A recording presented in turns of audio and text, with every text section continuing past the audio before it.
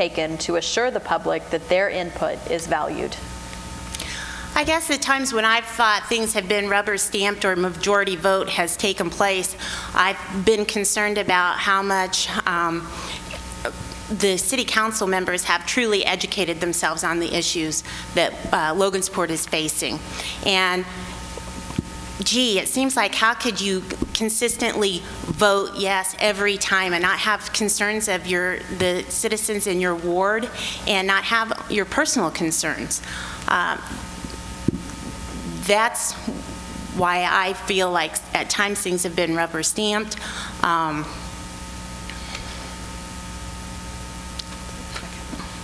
Mr. Fox, same question. Committee meetings are held where we put a lot of the work into and discussion into the projects that we're working on. And I realize it does seem like when we're at the council meeting, when we vote yes or no very quickly, it looks like we haven't really put our homework in and that kind of stuff, but the committee meetings are where the work's done, and it would be great if more people would attend those committee meetings because they're open too. Okay. Thank you. Next question will be asked by Misty Nisley, and it will be directed to Gary Fox. Over the past couple of years, the structure of our economic development organization has changed in this community. What is your vision, if elected to City Council, as the optimal economic development structure to both retain and enhance our current businesses and to attract new businesses to our community? Well, I think right now we've worked very hard to try to put the economic development committees. We got Cleto. The mayor's going to be hiring his own economic development director, and then Cass County is going to be or has their own.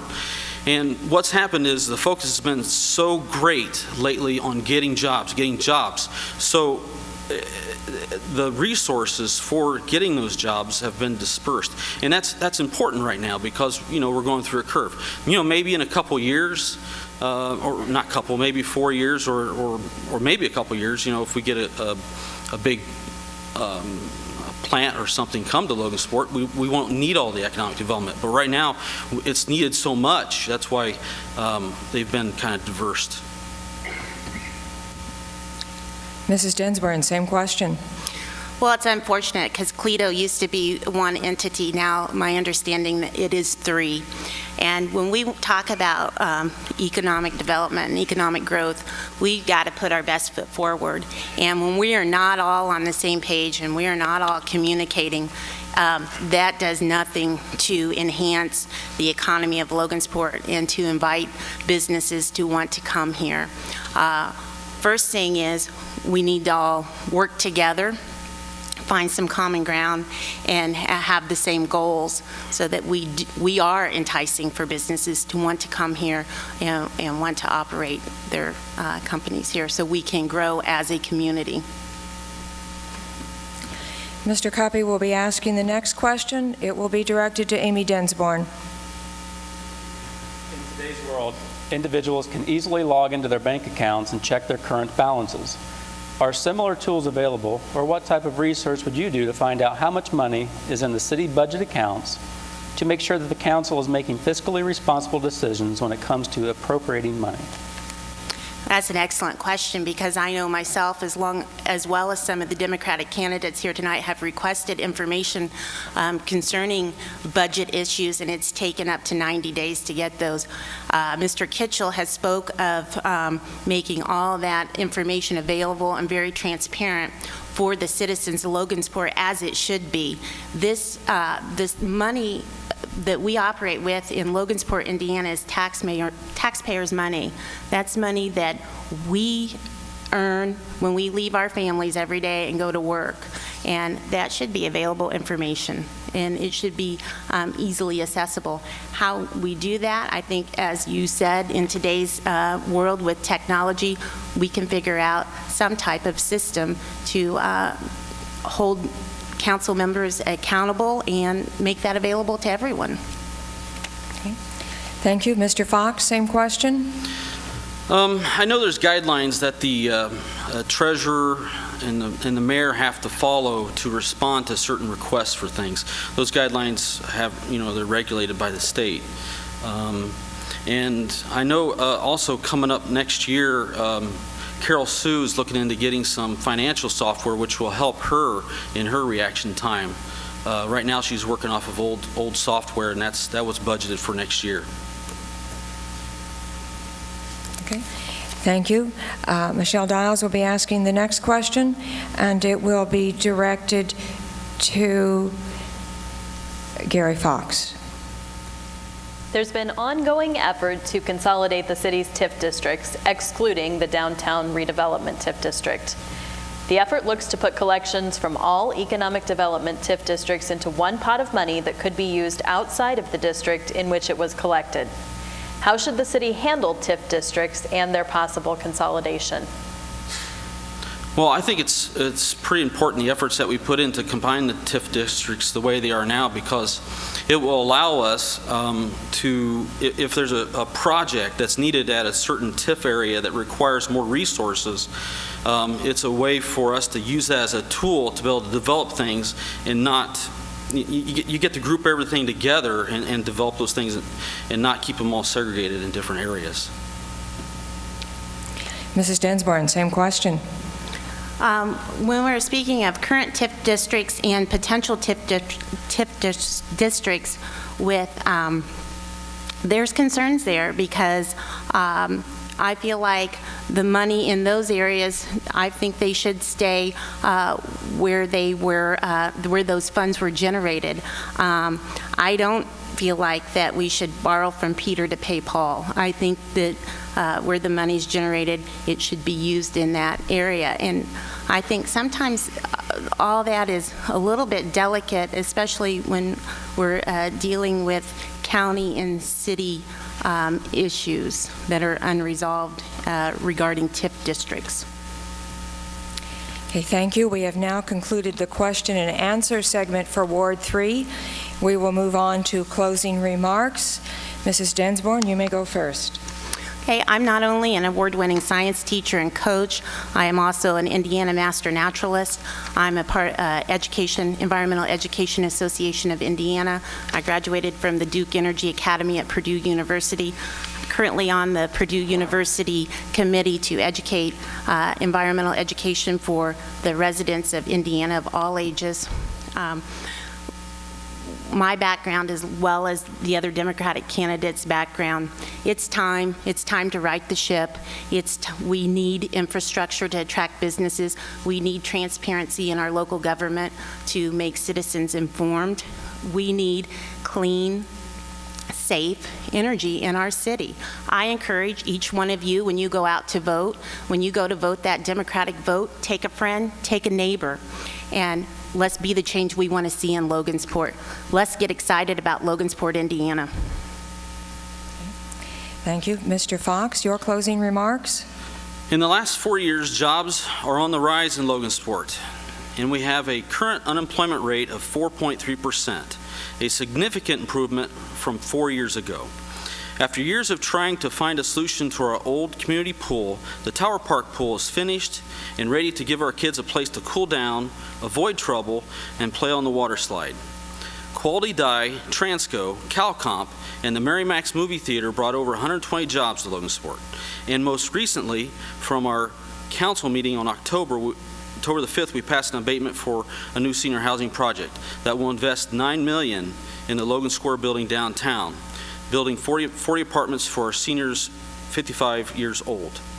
I am Gary Fox, and with your support, I will continue working for residents in Ward 3 to improve Logansport for ourselves, our children, and generations to come. Please come out and vote for the future of Logansport. I am asking for your vote on November the 3rd. Thank you, and this concludes the part of the program dedicated to Ward 3. Thank you.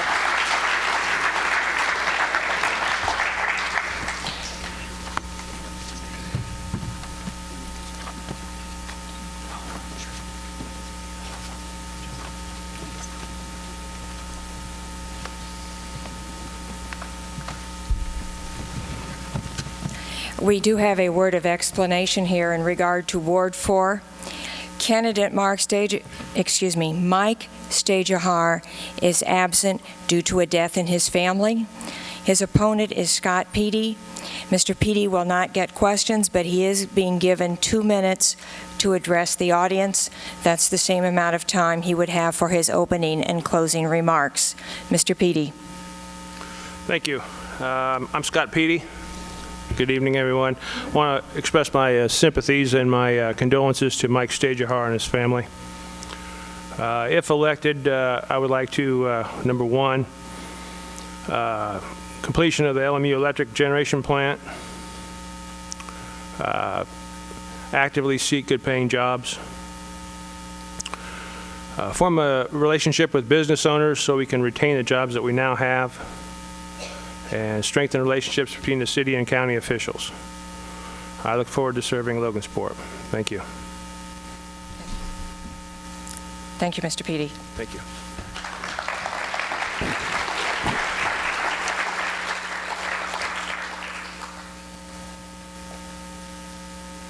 Okay, and we are now ready for Ward 5.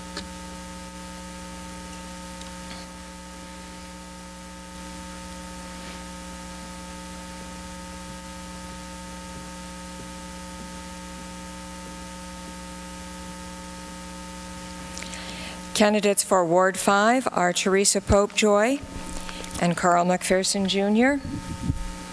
Mrs. Popejoy, would you begin with your opening remarks? Thank you. My name is Teresa Popejoy, and I'm seeking re-election as the City Council Ward 5 representative. I'm a lifetime resident of the city of Logansport. My husband of 36 years, Ron Popejoy, and I raised 2 sons, Tony, who lives in Indianapolis, and Jonathan, who is deceased. I'm blessed to have both of my parents still living in Logansport and an amazing daughter-in-law, Amanda, and 3 fantastic grandchildren, Alex, Elena, and Layla, that returned to Logansport this summer after 5 years in another community. I've been employed at Logansport School Corporation for 41 years and currently serve as finance supervisor and finance committee chair on the city council. I have 38 years experience in the areas of human relations and public budgets. I've been an active leader in Logansport Youth Baseball and a member of First United Methodist Church. I want to be your representative the next 4 years for Ward 5. Mr. McPherson, your opening remarks. I'd like to thank the Chamber, the League of Women Voters, and the news media for inviting us, and also Teresa. My name is Carl McPherson. I'm running for 5th Ward City Council in Logansport, Indiana. I was born in Logansport, Indiana, graduated from high school in Logansport, Indiana, went south on an athletic scholarship. Upon graduating, married my wife, Linda Lemoyne. Been married for 51 years. I have 4 children, 9 grandchildren. Decided to move back to Logan. I have my youngest daughter that lives here, Betty Aki, and my sister, Pat Benedict. On the contract that was signed the other night by the City Council, I'm against. I will tell you in the closing arguments why I'm against the SGP energy contract. All right, our first question will be asked by Mr. Cuppy. It will go to Mrs. Popejoy. What changes specific to Ward 5 would you like to make in the next 4 years? I'd like to continue the enhancement of Tower Park with the pool and see those facilities grow. I'd like to enhance the park area where the baseball field is and also provide other opportunities in that area for our constituents. I'd also like to continue to see the continuation of the elimination of the blight in my area. My area seems to be blessed with a great amount of blight. Okay. Mr. McPherson, same question. First of all, I'd like to see the houses that are been condemned removed instead of taking 2, 3, or 4 years. This get rid of a lot of our drug problems, which Logansport does have a lot. Like to see the law enforcement increase in the 5th Ward. Also, I'd like to see different stop signs, especially at 17th and George and 18th and George, with a bigger stop sign with neon lights around it, so people that are coming through on George Street and 18th and 17th, because there's been quite a few accidents. There's at least one, maybe two per month. So that's what I'd like to see. Okay. Thank you. Mrs. Dials will ask the next question, and it will be directed to Mr. McPherson. The City Council holds committee meetings to discuss items before they're placed on the agenda for the regular monthly City Council meetings, which often means there's little discussion during the regular meeting before a vote is taken. This can lead to a perception that things are being rubber stamped or that the council already has the votes it needs before the meeting takes place. What steps can be taken to assure the public that their input is valued? First of all, after finding what agenda it's going to be, I would read it, and if there's not enough time to discuss it, then I'd have to vote no. Because a lot of times, whoever's in charge will make backroom decisions and decide before it's brought up, and you're able to read the whole agenda, exactly what it's going to be. So I would just have to vote against it. Mrs. Popejoy, same question. Personally speaking, I think that we would be better served if the items were discussed at the regular council meeting. I was kind of taken aback when I found out when I was elected 4 years ago that committee meetings are held before the meetings. I felt those issues should be discussed in a public meeting. They are in a public meeting. The public does have the opportunity to participate in discussion and interject with that. But unfortunately, we have little participation in the committee meetings as well as little participation in the regular council meetings. Okay, Misty Nisley will be asking the next question, and it will be directed to Teresa Popejoy. Over the past couple of years, the structure of our economic development organization has changed in this community. What is your vision, if elected to City Council, as the optimal economic development structure to both retain and enhance our current businesses and to attract new businesses to our community? Boy, that's a great question, because I am absolutely against the 3 economic development corporations that we have in this community.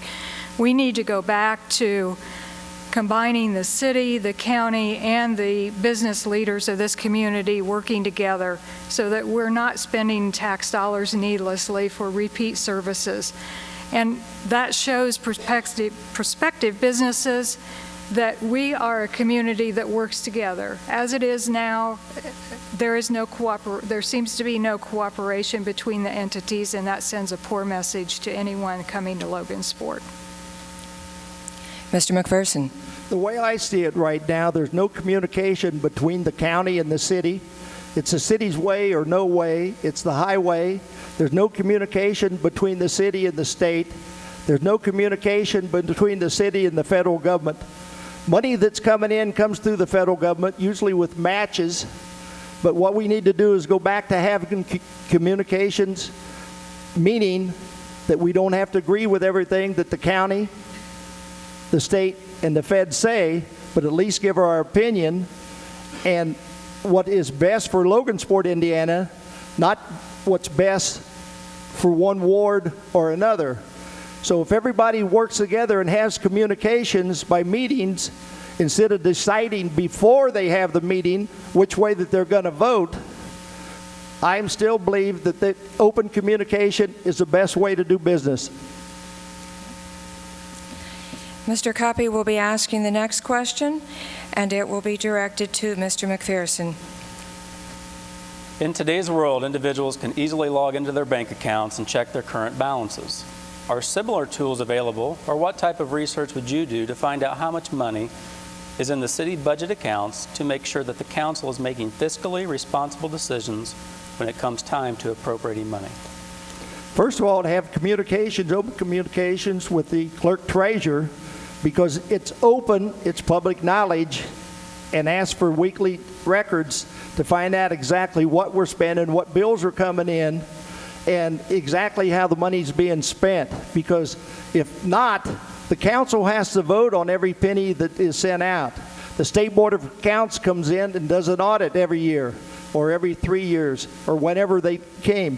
When the administration changes this time, the State Board of Accounts will be coming back in and doing an audit also before the new administration takes over. So I would say back with the communication between the Clerk-Treasurer and the City Council and the Mayor to find out exactly where all the spending is going to, because we're accountable to the taxpayers. I don't want any more taxes put on me, just like you, because I pay taxes the same way you do. Same question, Mrs. Popejoy? The state regulates the budgets and the expenditures for the public entities. All of that information is available on the state website through the Indiana Department of Local Government, DLGF. As far as the budget, the day-to-day spending is concerned, that information is cared for in the Board of Works meetings, which takes place every week. There's a claim listing that's available for individuals. I do believe that we could probably publish those on the internet as part of the information that's available through the city website, if individuals would want to do that. All right. Thank you. Michelle Dials will be asking the next question, and it will be directed to Mrs. Popejoy. There's been ongoing effort to consolidate the city's TIF districts, excluding the downtown redevelopment TIF district. The effort looks to put collections from all economic development TIF districts into one pot of money that could be used outside of the district in which it was collected. How should the city handle TIF districts and their possible consolidation? First of all, I don't agree with the consolidation of the TIF districts. I understand that they feel that that's a better way to use the monies, but I believe that those dollars that are collected in those districts should stay in those districts and support and enhance those districts for what they were originally designed for. Mr. McPherson? I agree. I just do not think that they should be put in one pot, and the mayor and the city council or anybody else decide where it's supposed to be spent. I think where it's be collected in each district should be spent in that district for the betterment of the whole city. Right now, everybody's fighting for each different area of which way to go to. I think everybody should start agreeing that we need to agree on the betterment of the whole city. Back when I was in school, we had about 24,000 people here. Now we have 17,000. Industry's leaving. And why are they leaving? Because they're not getting the support. And the people wanting to come in, where do they go? They go to Lafayette, they go to Kokomo, or they're going elsewhere, down to Tipton. We're now finished with the question and answer segment for Ward 5, and we're going to go to closing remarks. Since Mrs. Popejoy gave her opening ones first, we're going to ask Mr. McPherson to go first with the closing remarks. I said that the new contract that we just signed with SGP Energy, I am against. There's 3 reasons why I am. I read the whole contract. I talked to several attorneys. I've worked on contracts before, and the attorney that the city hired is one of the lousiest contracts that I've ever written. First of all, it's for 50 years, 25 plus 25, and if they want to renew it after 23 years, it says in there, they can renew it. There's no default, meaning the city's liable. So the contract that they wrote and they signed and they voted on, I don't even know if the city council read it. But the attorney that represents us, and why Randy Head didn't, he's the city attorney, but we contract out all the time. And the guy that we contracted out, who is he? He's out of Indianapolis. He's a lobbyist. He's doing the best for him. The way I read the contract, he works for SGB Energy. Okay. Mrs. Popejoy, your closing remarks. Thank you for the opportunity to serve the past 4 years as Ward 5 representative on Logansport City Council. I worked diligently in this position to be certain I am representing my constituents in a professional, progressive manner. I've promoted economic development, supported cleanup of blighted neighborhoods, worked to secure grants that reduce the cost for needed services to local taxpayers, and worked to assure salary increases for city employees each year that I have served. No matter how small or large the issue, I always weigh the positive, negative, short, and long-term effects of the vote I am about to cast. I am not a politician, nor am I afraid to stand up for what is right. I do not serve in this position because of ego or expectation of personal gain, but in an effort to give back to a community that has shown me and my family immeasurable support. Like most of you, I want Logansport to once again be a thriving community with good-paying jobs, additional retail opportunities, good quality mid-level income housing, and always a safe place to call home for our children and grandchildren. Thank you. I appreciate your vote in this election so that I can continue looking out for you. Okay. Thank you, and this concludes the Ward 5 segment of the program.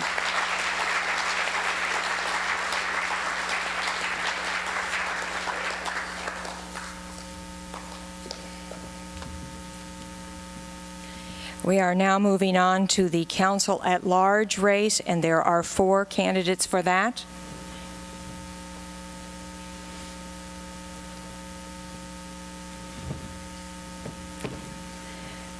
Those candidates are Chris Martin, Charlie Hastings, Kevin Burkett, and Terry Doran. We will begin with our 1-minute opening remarks. Mr. Martin, would you go first? My name is Chris Martin. I'm 24 years old. Logansport native, born and raised here. Class of 2009, Logansport High School. And here in the city of Logansport, we're seeing a lot of the youth maybe not being involved as much within our community. And I think it's time that we maybe recognize that maybe it's time for our youth to kind of be a part of some voting within the city, especially with politics and government, local government. And so that's really a really main point. And of course, with a lot of the negativity here in the city of Logansport, I think it is time that we start thinking a little more positive. And so I want to bring that positivity to the city of Logansport. Okay. Thank you. Mr. Hastings, your opening remarks. My name is Charlie Hastings. I am a 3-term incumbent city councilman. I'm now an independent. Experience does count when you're on the council. I know a lot of the ins and outs. And I must say that the future of Logansport depends on some economic development. Now, with the power plant that is coming, if we can get our electric rates down, that will be a key part of getting Logansport on the correct path.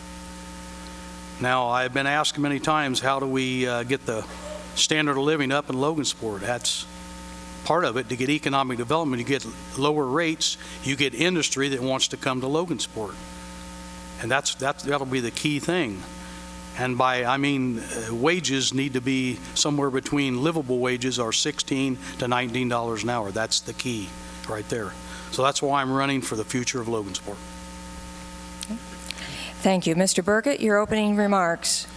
Yes, I'm Kevin Burkett. I'm the owner of the State Theater downtown. I'm also a teacher here at LHS. I teach over at the Century Career Center. And I'm really running for 3 primary reasons. One, as a new business owner, I know firsthand some of the difficulties and challenges in starting a new business here in Logansport and operating a business, and also a lot of the issues that we have with infrastructure. So I want to bring some new ideas to ways that we can tackle those problems that will help both existing businesses and hopefully bring in some new businesses in the future. On a historical note, I wrote a book back in 2011 that focused primarily on restoration and revitalization.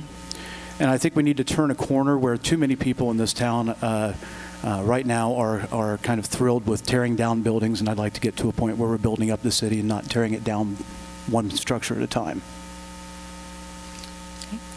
Thank you. Mr. Doran, your opening comments. I'm Terry Doran. I'm 53 years old. I was born and raised here.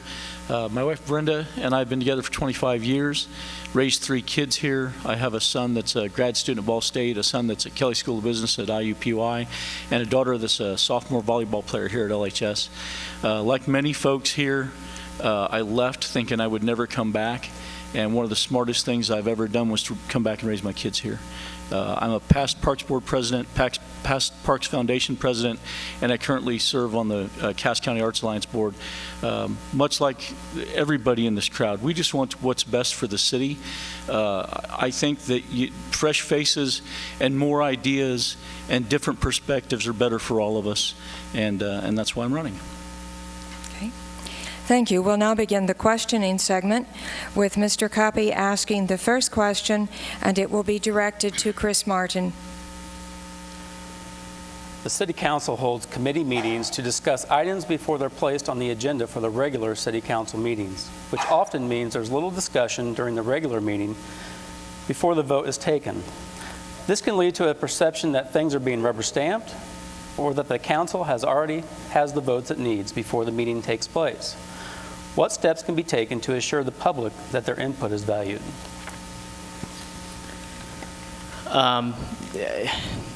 Really, the thing is that you do have things that you have to discuss, especially with things that are going on. There are certain things that have to happen that behind closed doors, especially if it's a business deal.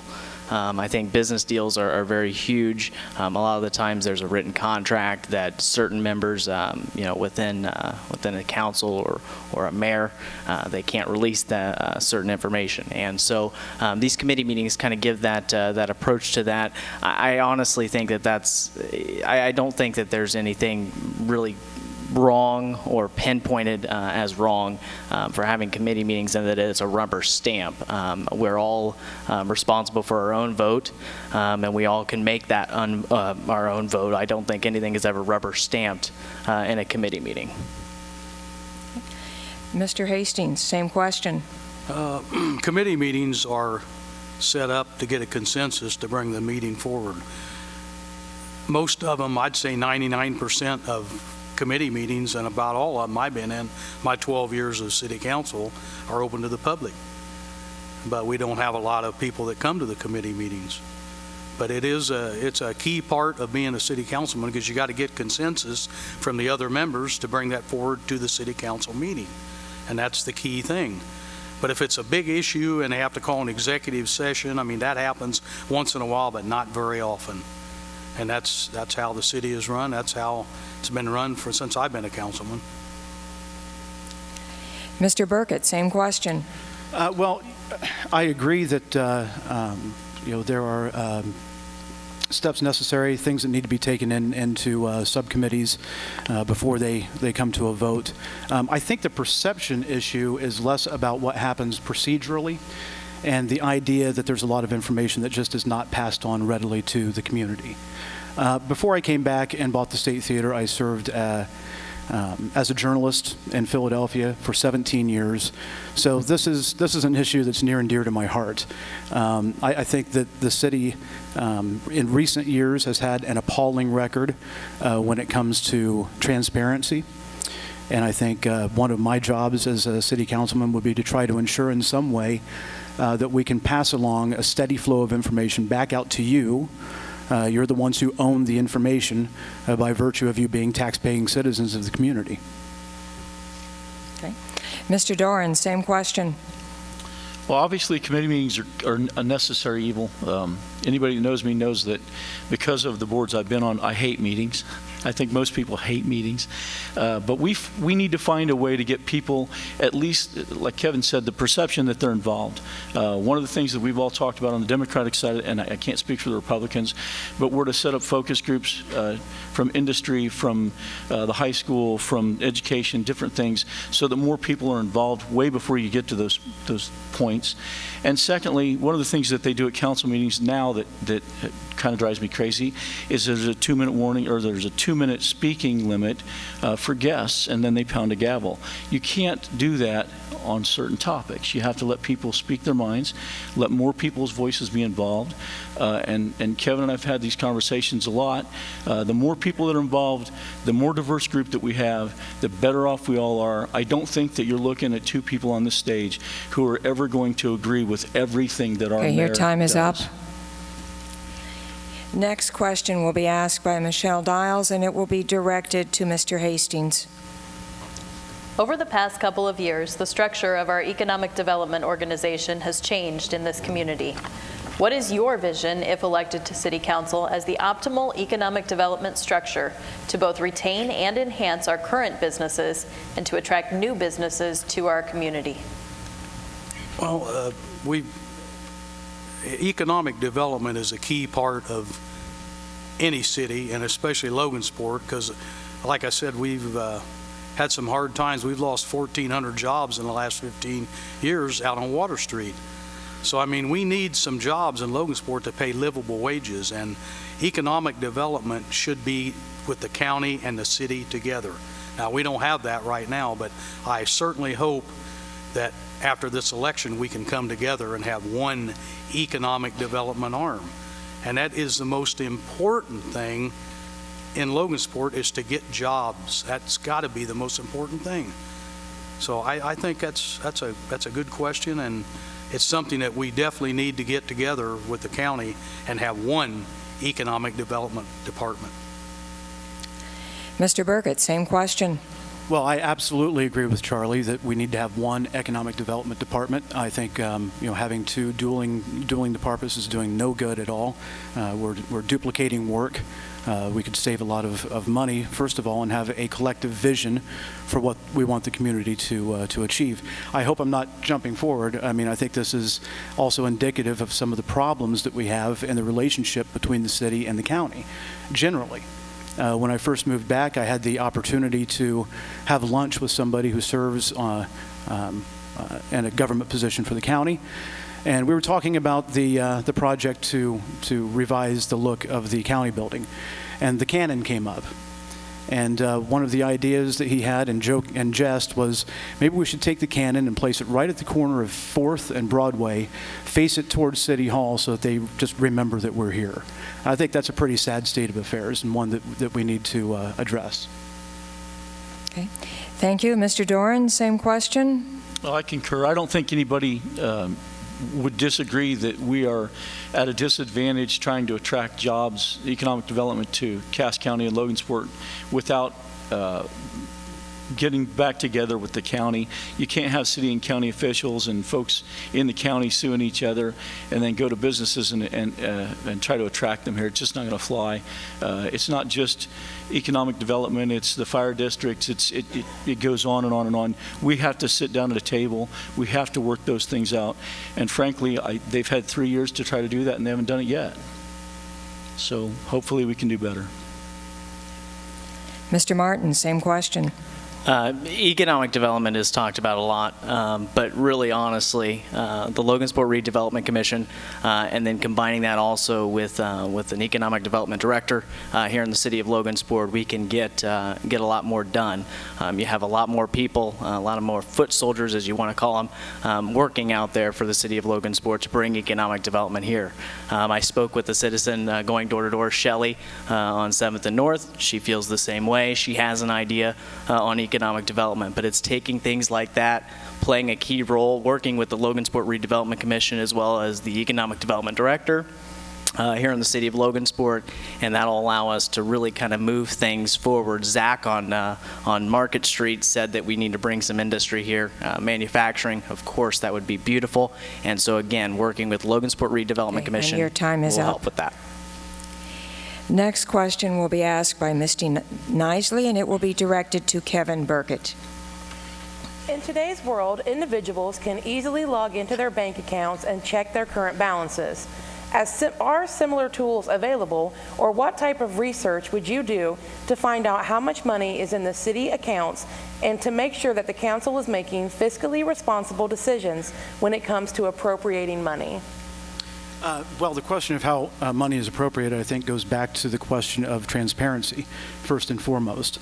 To focus in on technology, there are a couple of things, and it would aid in that issue of transparency. I think that we have the ability now very easily to have an intern that would be at all of our city council meetings, to maybe live tweet what's going on at all of those public meetings so that we can get the word out more quickly. I think we can use social media in a much more aggressive way. I think it's honestly kind of scary that I've been in business for 14 months and have twice as many people following the State Theater as are following what's going on in city government on the Logansport Facebook page. So I think we can do a much better job of disseminating information as well. We take the minutes and post them on a website that few people look at. And I think that one of the things that we should be doing is taking that information and sharing it much more aggressively to try to get input from our community. Mr. Doran, same question. Well, a lot of those things are available to us, but we don't understand them. For instance, I'm fortunate in that I have current city council, former city council, former Clerk-Treasurer, former Economic Development Foundation persons helping me walk through budgets right now. I didn't want to walk into this job not knowing what the heck I was talking about. You can get your hands. I have the budgets and the profit loss sheets from 2012 forward, and they'll show you where we have deficiencies. But again, we need to make people understand those things. We need to make them available. There are ways to simplify them. You can take the budget and make them into a profit loss sheet so people understand them. But first, you have to get people involved. And one of the ways to do that, you go back to focus groups. You make yourselves more available. That's the best thing that I can do, I think, is just make yourself out there and let people know that we can simplify things if they want to know more. Thank you. Chris Martin, same question. A key point here, social media, Facebook, Twitter, LinkedIn, all these things are very huge, especially with the generation that we have now. That is obvious. The thing that we really need to do is focus on social media a little more. I can't deny that. However, I think that when it comes to maybe expanding that a little bit, not everybody's on social media. Not everybody's on Facebook. Not everybody's on Twitter and all these other things. So I think that if we can simplify that by putting something like that on our website, that maybe Logansport put that on their website, that just like Terry said, profit loss margin, documents like that on our website. That'll make it a little easier to access things like that. So definitely utilizing our resources, especially, like I said, social media, but of course, using technology to our advantage, I think could be used a little more. Okay. Thank you. Mr. Hastings, same question. Well, we have an open door law in Indiana. That means if anybody wants to look at any of the figures, they go to the Clerk-Treasurer's office and look at them. I mean, you can look at anything up there. You can just go in and make a request, and they'll get the information to you.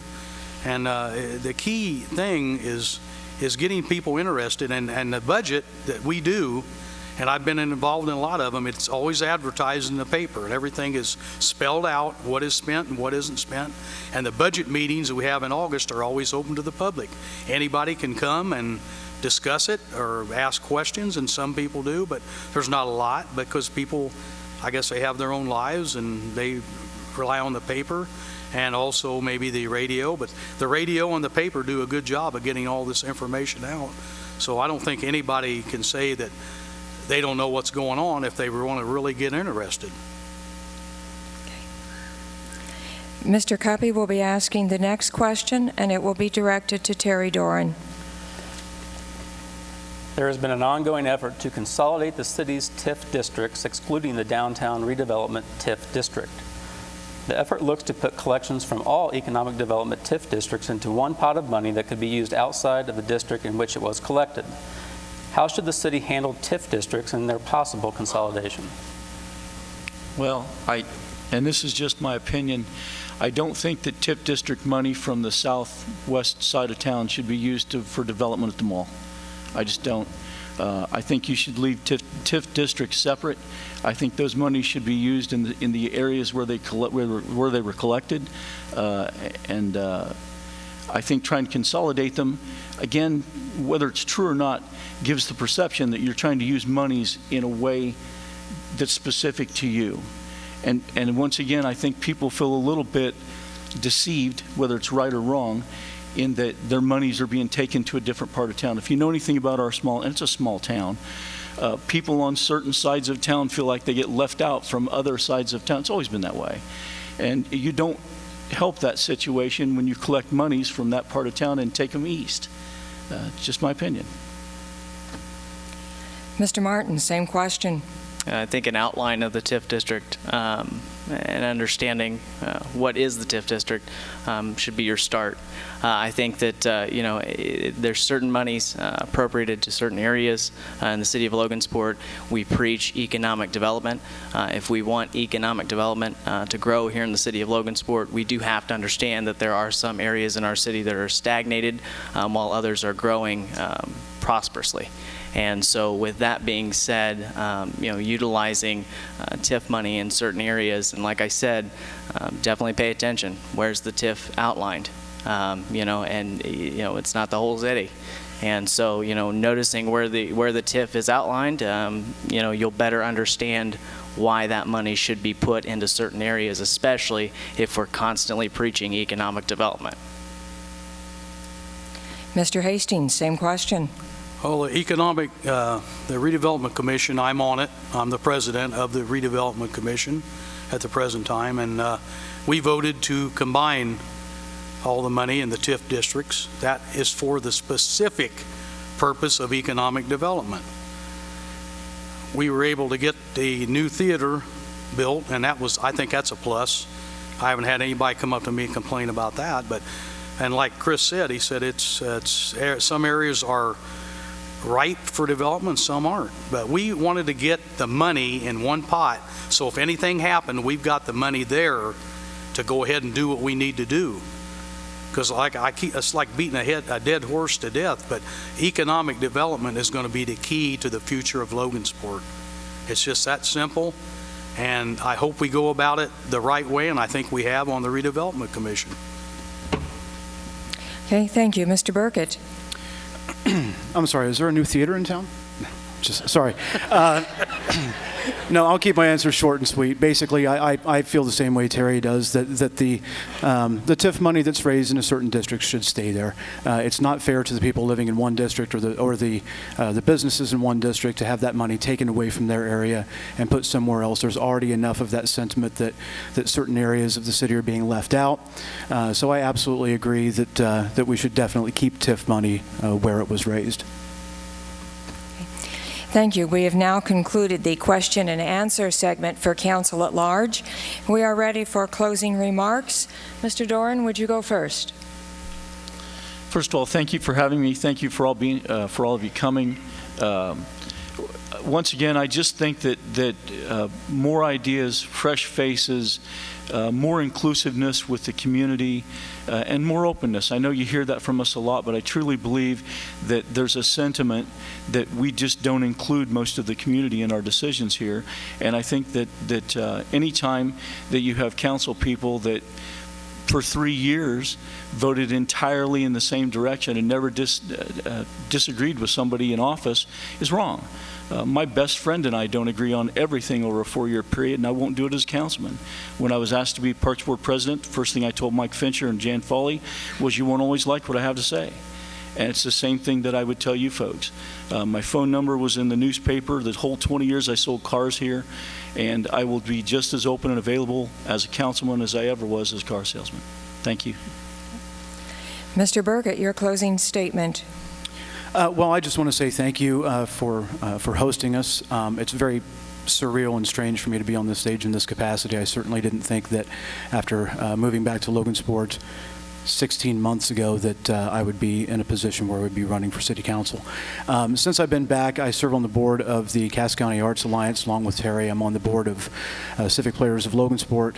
I'm a volunteer for the Cass County Historical Society.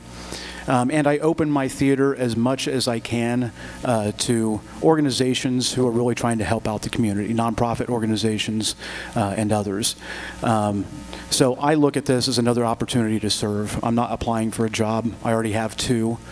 If you are interested in having me help out, then I would love to put my all into that and try to do the best thing I can for the city. Mr. Hastings, your closing remarks. Well, like I said, I'm a 3-term incumbent. Have a lot of experience. I'm the president of the Redevelopment Commission. I'm on the board of directors of the Senior Center. I'm married to the former Debbie Krantz. We have 4 children, 5 grandchildren. Logansport is our home. I ran for office the first time because I wanted to see Logansport improve. So, I mean, I think that's the key. And again, economic development, livable wage jobs is the key to getting the standard of living up in Logansport. You can't be making $8 or $10 an hour and expect to buy a house. I mean, we had a meeting with some realtors, and that's what I told them. I said, how many people are going to come to you and buy a house making $8, $10, $11 an hour? It ain't going to happen. And that's what we've got to get in Logansport is livable wage jobs.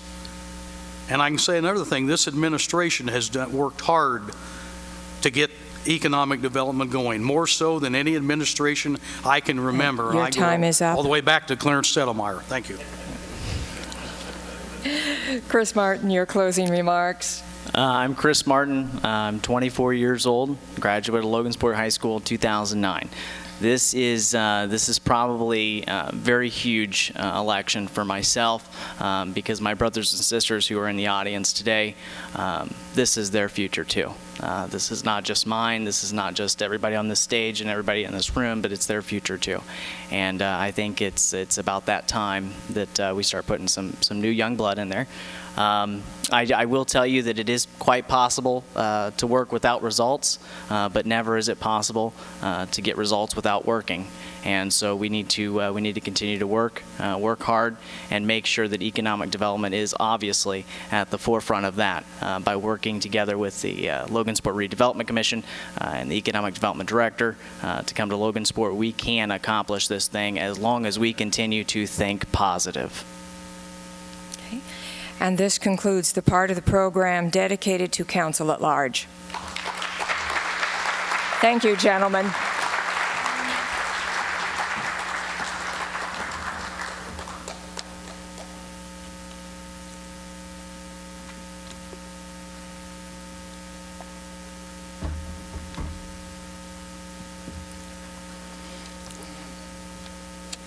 Yes, why don't you take the 2 center seats, right?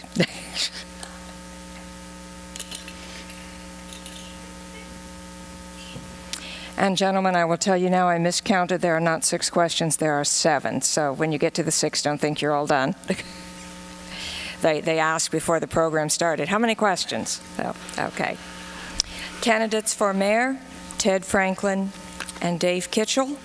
We're going to begin with our opening remarks. Mr. Franklin, would you go first? Thank you. Thank you all for being here.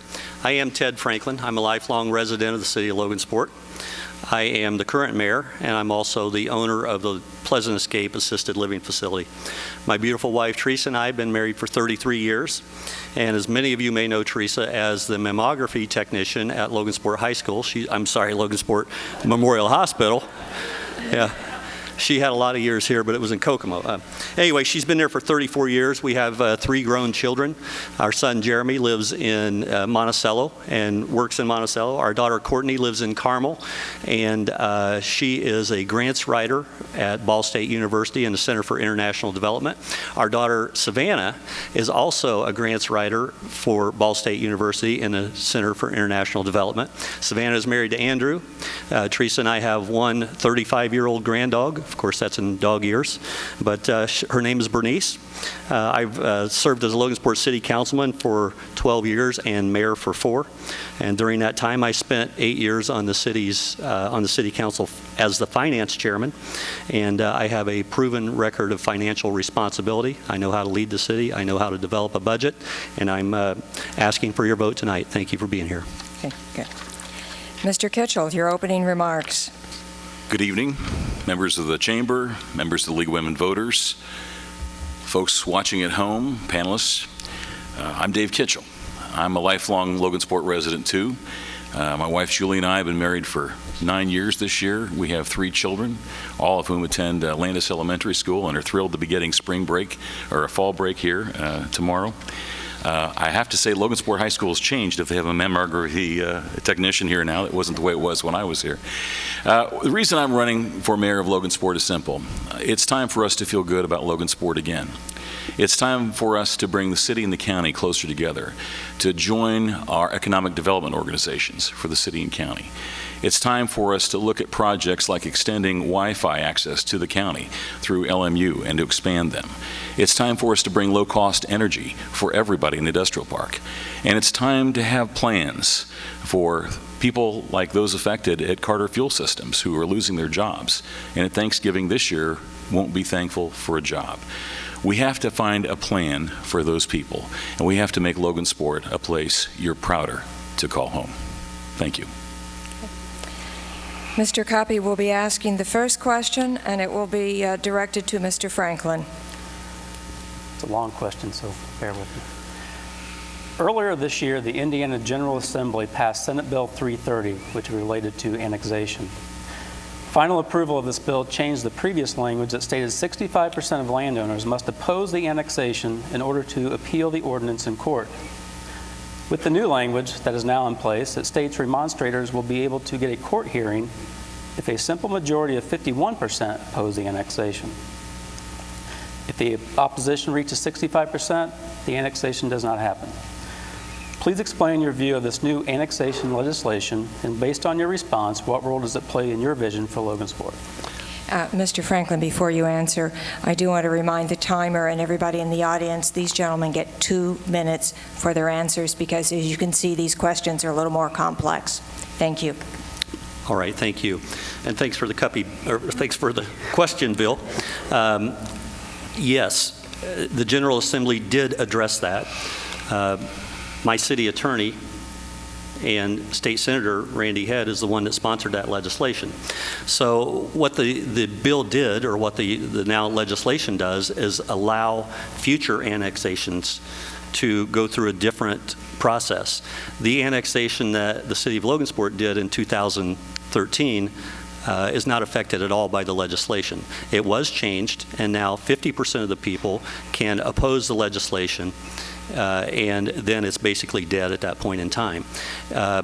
We looked at Logansport as the most logical and most likely place that it would grow in the future. That's the reason we went south and we went southeast.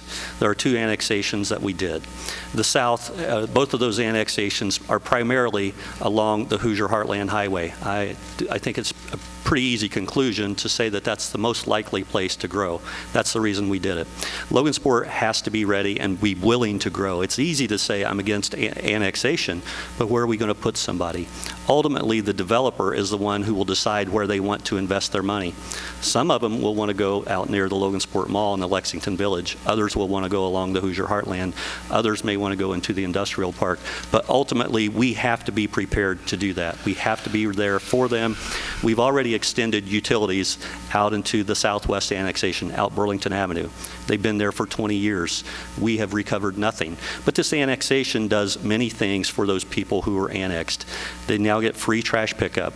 They now will have a reduction in the cost of their utilities, 25% on the cost of water and sewage after the annexation is complete, but also on a reduction in the cost of their electricity. Somebody said it best when they said, you can't put your kids in last year's clothes. You have to be ready for them to grow, and that's what we've done. We're prepared to grow. Okay. Mr. Kitchell, same question.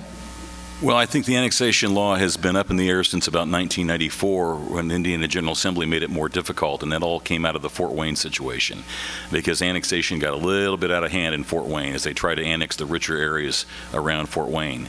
And now the pendulum has come back the other way a little bit because cities have to know how to finance themselves. This legislation, it's okay, but what we have to do when we start annexing people is say membership has its privileges. The utilities have been out there for 20 years, but we've been collecting on it because the people that we've been providing utilities to off Burlington Avenue are in the industrial park. They're some of the largest users we have. They're in the city of Logansport. So we didn't build them out there for nothing. That's just not true. Now, what I would tell you is that when we annex, we have to annex in areas that make sense. And when former utility superintendent Klaus Hemberger was still alive, he went on record as saying the places that we need to annex would probably be west and probably east, where there are people, where there are customers. It doesn't make sense to annex south because the limestone deposits under the ground do not lend themselves to water and wastewater lines. You also don't have the population base out there. We're going to have development along the heartland, I hope, but we don't have the population to support it. We have to kind of think like West Lafayette has recently. You know, West Lafayette used to be a lot smaller than Logansport. Now it's a second-class city. And they annexed in an efficient way so they could grow into that second-class city and qualify themselves for some more funding. Now, could we do that here? Not in a year or two, but in 10 years, yeah, we could do it if we did it the right way. But we have to look at annexation, and I think if the people out there right now are so thrilled with being annexed, then they wouldn't be suing the city of Logansport to get out of being annexed. And that's the part that we're just not getting. This has gone on a long time. That case is currently in the Court of Appeals, and may not be decided till the end of the year. I personally oppose that.